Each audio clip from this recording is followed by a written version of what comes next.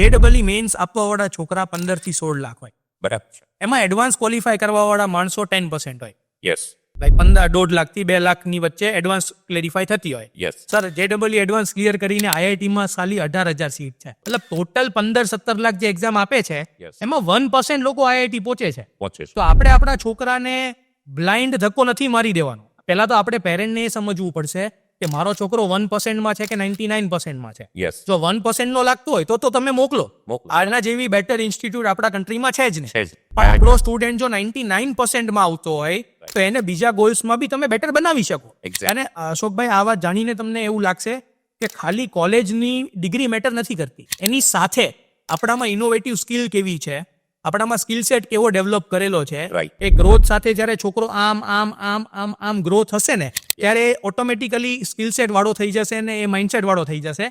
પછી તમે એને ગમે એ કોલેજમાં મોકલો એ એનું બેસ્ટ આપીને જ પાર કરશે. કે મારા સ્ટાફની અંદર આજે બધા મારાથી નાની ઉંમરના છે. રાઈટ.